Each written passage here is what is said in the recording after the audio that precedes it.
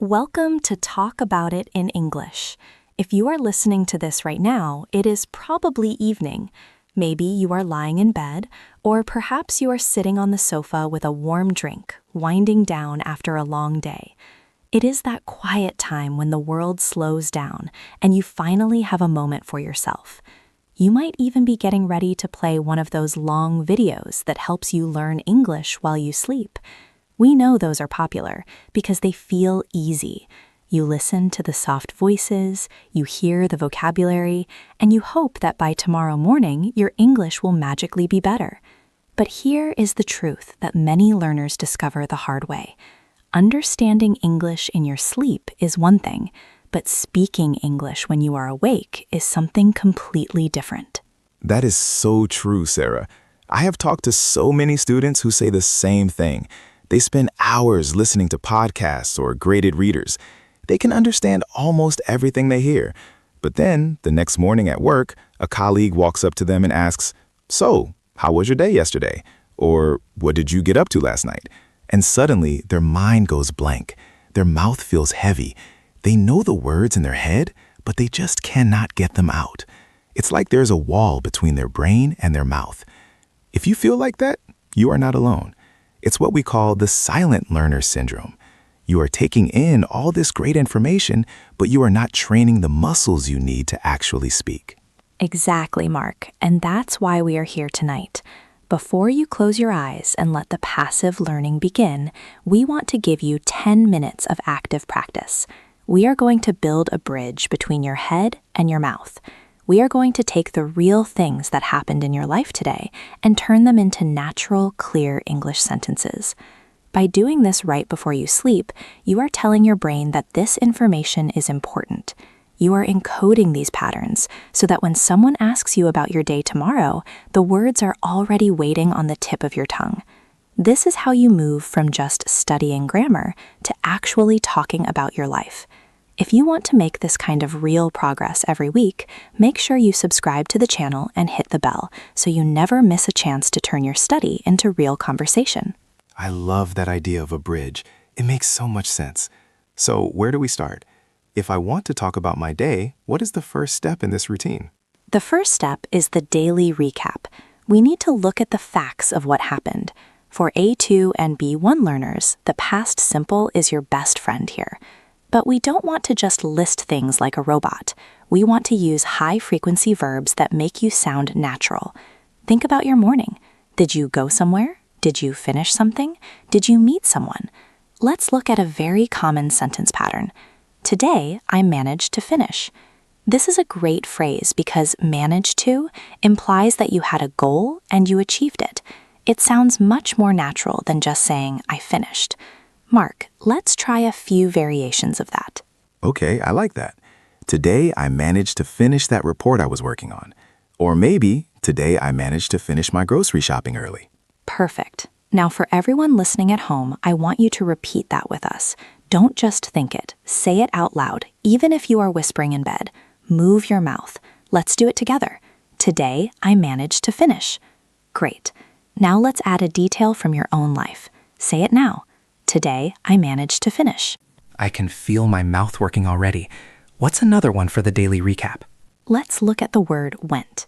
It's the most common past tense verb, but we can make it better by adding a purpose. Today, I went to the gym to clear my head. Or, today, I went to the post office to send a package. Notice how we use to plus a verb to explain why we did something. This is a very common way that native speakers add detail to their day. Let's practice that rhythm. I went to the. Listen to how those words blend together. I went to the. Mark, give us a few examples. Today, I went to the park to get some fresh air. Today, I went to the kitchen to make a big dinner. Today, I went to the office to meet my new manager. It feels good to say these out loud. The rhythm of I went to the is very satisfying. It really is. And for everyone listening, try to say it 3 times, getting a little bit faster each time. I went to the. I went to the, I went to the. This helps build that muscle memory. When you're in a real conversation, you won't have to think about the grammar because your mouth already knows the shape of the phrase. Now let's look at one more for this section, the verb ran into. This means you met someone by surprise. It's much more natural than saying, I met a friend by accident. You can say, today I ran into an old colleague. Mark, how would you use that in a full story? I would say, today, I ran into Sarah at the cafe, and we talked for a few minutes. It was a nice surprise. That is a great sentence. Let's have everyone try that one. Repeat after me. I ran into. One more time. I ran into. Now add a person. Today, I ran into. Good. This is the foundation of talking about your day. You are taking simple actions and giving them a natural flow. But there is a second phase to this routine that is even more important for sounding like a real person, not just a textbook. And what is that? Is it about adding more complex grammar? Not necessarily. It is about the personal spin. This is phase 2. In real life, when people ask how your day was, they don't just want a list of chores. They want to know how you felt. They want to hear your opinion. This is where you move from A2 to B1 and beyond. It is the difference between saying, I worked, and saying, I had a really productive day, but I am pretty exhausted now. I see. So it's about adding that emotional layer. I notice that native speakers do this all the time. They use words like actually, honestly, or to be fair to start their sentences. Exactly. Those are called fillers or discourse markers, and they are like the seasoning on your English. They make everything taste better. Let's try a pattern for expressing a feeling about your day. Today, I felt a bit. We use a bit to soften the sentence. It sounds very natural. Today, I felt a bit stressed because of a deadline. Or, today, I felt a bit overwhelmed with all the emails I had to answer. Mark, what is a positive version of that? You could say, today I felt a bit relieved when I finally finished my project. Or, today I felt a bit excited about the weekend. Let's practice the word bit. It is a small word but very powerful. Repeat with us. I felt a bit. Again, I felt a bit. Now add your feeling. Today, I felt a bit. Great job. Now, another way to add your personal spin is to use the phrase, it was such a relief to. This is perfect for the end of the day. It was such a relief to finally sit down. It was such a relief to get that phone call out of the way. Mark, try to say that with a lot of feeling in your voice. It was such a relief to finally finish work. You can really hear the emotion in that, can't you? It makes the English feel alive. It does, and that emotion helps you remember the phrase. When you connect a feeling to a sentence, your brain stores it in a different way. It becomes part of your personality in English. Let's try one more for phase 2. I am still thinking about. This shows that something from your day is staying in your mind. It could be something good or something bad. I am still thinking about that conversation I had with my boss. I am still thinking about that movie I saw. It is a great way to show that you have a deeper connection to your day. I am still thinking about that delicious pasta I had for lunch. That is a very useful one. I think a lot of learners stay in the past tense too much. They only say I ate or I saw. Using the present continuous like I am still thinking about makes the conversation feel more current. That is a very sophisticated point, Mark. Mixing your tenses is a sign of a confident speaker. So far, we have looked at the facts of the day and how we felt about them. But a conversation is like a river. It keeps moving forward. That brings us to phase 3 of our 10-minute routine, the tomorrow preview. This is where we talk about our plans and intentions. This is very important because when someone asks about your day, the next question is usually, so what have you got going on tomorrow? Right. And if you have already practiced your answer the night before, you won't have to struggle to find the words in the morning. So, what are the best patterns for talking about tomorrow? For B1 learners, we want to distinguish between a fixed plan and a general intention. For a fixed plan, we use the present continuous. Tomorrow, I am meeting a friend for coffee. This sounds like the plan is already in your calendar. Mark, give us a few fixed plans. Tomorrow, I am starting my new exercise routine. Tomorrow, I am heading to the city for a meeting. Tomorrow, I am taking my car to the mechanic. Good. Now, let's look at intentions. These are things you want to do or need to do, but maybe you haven't set the exact time yet. For this, we use the phrase, I am planning to, or I really need to get around to. That second one is a classic phrasal verb. To get around to something means you have been intending to do it for a long time and you are finally going to do it. I love that one. I really need to get around to cleaning my desk. I really need to get around to calling my sister. It feels very honest and very human. It is. Let's practice that together. I really need to get around to. It is a bit of a mouthful, so let's slow it down. Get around to. Get around to. Now faster. Get around to. Now the whole sentence. I really need to get around to. Everyone listening, give it a try. Tell us one thing you need to get around to doing tomorrow. This is great, Sarah. We have the past, the present feelings, and the future plans. But I want to go back to something you said at the beginning. You said that this routine makes sleep learning more effective. Can you explain why that is? Definitely. Think of your brain like a garden. If you just throw seeds on the ground while you are sleeping, some might grow, but most won't. But if you spend 10 minutes before you sleep digging the soil and preparing the ground, those seeds will take root. By speaking these phrases out loud, you are preparing the ground. You are activating the neural pathways. When you then listen to English while you sleep, your brain recognizes the patterns you just used. It says, "Oh, I know that phrase. Sarah was just saying that." And it strengthens the connection. You are moving the English from your short-term memory into your long-term speaking habits. That is a powerful image, digging the soil before you plant the seeds. It makes the 10 minutes feel very valuable. It isn't just extra work, it is making all your other work more effective. Exactly. And for the 25 to 35-year-olds who listen to this, we know you are busy. You might feel like you don't have an hour to study grammar, but everyone has 10 minutes before bed. You don't even need to be at a desk. You can do this while you are brushing your teeth or putting on your pajamas. It is about consistency, not intensity. Doing this every night for a week will do more for your speaking than a 3-hour grammar class once a month. I agree. Consistency is everything. So, we have talked about the theory and the patterns. How about we do a full walkthrough? Let's imagine a typical day for someone and show how they would use this entire routine. That is a great idea. Let's imagine our learner is a professional who works in an office. Let's call her Maria.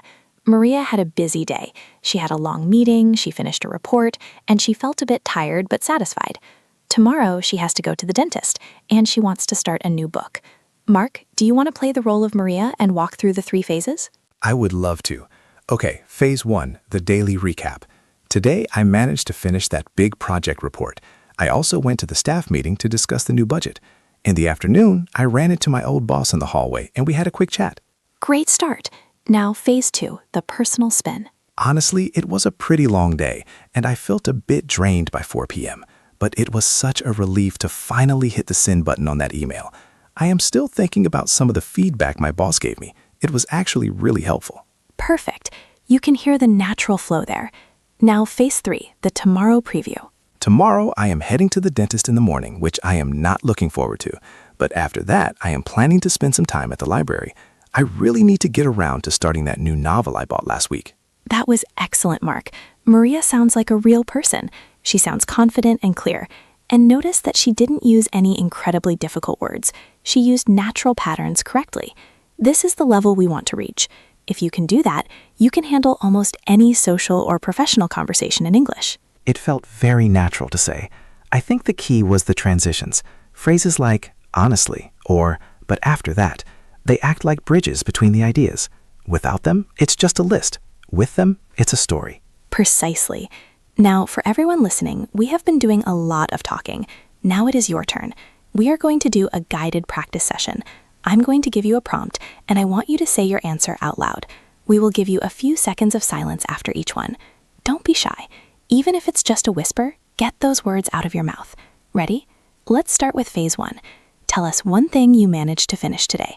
Start with, today I managed to finish. Today, I managed to finish my morning workout. Today, I managed to finish reading a chapter of my book. Now your turn. Good. Now tell us one place you went today and why. Start with, today I went to the... Today, I went to the grocery store to get some milk. Today, I went to the park to walk the dog. Now you try. Excellent. Now let's move to phase 2, the personal spin. Tell us how you felt about your day. Use the phrase, today I felt a bit. Today, I felt a bit frustrated because of the traffic. Today, I felt a bit proud of myself for speaking up in the meeting. Your turn. Now, tell us something that was a relief. Use the phrase, it was such a relief to. It was such a relief to finally get home. It was such a relief to find my lost keys. Now you say it. Wonderful. Finally, let's look at tomorrow. Tell us one fixed plan you have using the present continuous. Start with, tomorrow I am. Tomorrow I am meeting my parents for dinner. Tomorrow I am working from home. Your turn. And lastly, tell us one thing you really need to get around to doing. Start with, I really need to get around to. I really need to get around to fixing that leaky faucet. I really need to get around to organizing my closet. Now it's your turn. You guys are doing an amazing job. If you did that out loud, you have just done more for your English speaking than many people do in a whole month. You have moved your life into English. You are no longer just a student. You are a speaker. It's such a powerful feeling, isn't it? To realize that you have the tools to describe your own world. I think many learners feel like they have to wait until they are at a C1 level to be themselves in English. But as we just showed, you can be yourself at an A2 or a B1 level if you have the right patterns. That is so true, Mark. And that leads us to a very important point about mistakes. When you are doing this bedtime routine, I want you to make a deal with yourself. This is a no correction zone. A no correction zone? That sounds interesting. Tell us more about that. Well, during the day when you are studying, it is good to care about grammar and spelling. But in these 10 minutes before bed, the only goal is flow. If you say I go instead of I went, don't stop. Don't go back and fix it. Just keep moving. The goal is to get your mouth moving and your thoughts flowing in English. If you stop to correct yourself every 5 seconds, you are training your brain to be hesitant. You are training yourself to be afraid of mistakes. But in a real conversation, people don't care if you make a small grammar mistake. They care if they can understand you and if the conversation keeps moving. That is such a relief to hear. I think the fear of making a mistake is what keeps most people silent. They are so busy checking their grammar in their head that the moment to speak passes them by. So this 10-minute routine is also a time to practice being brave. Exactly. It is about building confidence. When you speak without stopping for 10 minutes every night, you are teaching your brain that it is safe to speak English. You are teaching your nervous system to stay calm. And a calm brain is a brain that can find words much more easily. This really changes the whole approach to learning. It's not just about what you know. It's about how you feel when you use what you know. I can see how this routine would make someone feel much more prepared for their workday. It really does. Imagine the difference. In one scenario, you wake up, you check the news in your native language, you go to work, and someone asks about your day. You have to translate everything from scratch. Your brain is struggling. In the other scenario, you have already said those sentences the night before. You have already felt the rhythm of the words. When the colleague asks, "How was your day?" your brain says, "Oh, I know this one. We did this last night." And the answer comes out naturally. It's like a warm-up. Athletes don't just start a race without warming up their muscles. This routine is the warm-up for your English speaking life. I love that analogy. Now, we have one more little trick for you before we finish. We call it the pillow whisper. The pillow whisper? That sounds very mysterious. What is it? It is the very last step. Once you have done your 10 minutes of active practice and you have turned out the lights and you are lying under the covers, I want you to say 3 final sentences to yourself in a whisper. One thing you are grateful for from today, one thing you are proud of, and one thing you are looking forward to tomorrow. That is a beautiful way to end the day. Not just for English, but for your mental health too. It is. Let's try it now so everyone knows how it sounds. Mark, give us your pillow whispers for tonight. Okay. Tonight, I am grateful for this great conversation we are having. I am proud of myself for helping our listeners with their English. And tomorrow, I am looking forward to going for a long run in the morning. Those are lovely. Let's have everyone try it. Just whisper it to yourself wherever you are. I am grateful for, I am proud of, I am looking forward to. This is the last thing your brain hears before you drift off. It is the final bridge between your life and your language. I feel so much more relaxed now, and also more confident. This routine is so simple, but I can see how it could completely change someone's progress. It really can. And remember, you don't have to be perfect. You just have to be consistent. If you forget one night, don't worry about it. Just start again the next night. The goal is to make this as natural as brushing your teeth. If you want more topics to talk about or more patterns to practice, we have new videos every week that cover everything from your job to your travel plans to your health. Each one is designed to give you the English you need for real life. So if you haven't subscribed yet, now is the perfect time to do it. Absolutely. Joining this community is a great way to stay motivated. We are all on this journey together. moving from being students of grammar to being speakers of life. Before we go, let's recap the whole routine one more time. Phase 1, the daily recap. Use managed to finish, went to, and ran into. Phase 2, the personal spin. Use I felt a bit, it was such a relief to, and I am still thinking about. Phase 3, the tomorrow preview. Use I am meeting or I really need to get around to. And finally, the pillow whisper. Grateful, proud, looking forward to. That is a perfect 10-minute workout for your mouth and your mind. I'm going to start doing this myself. Even though I am a native speaker, it's a great way to reflect on the day. It is beneficial for everyone, but for an English learner, it is a game changer.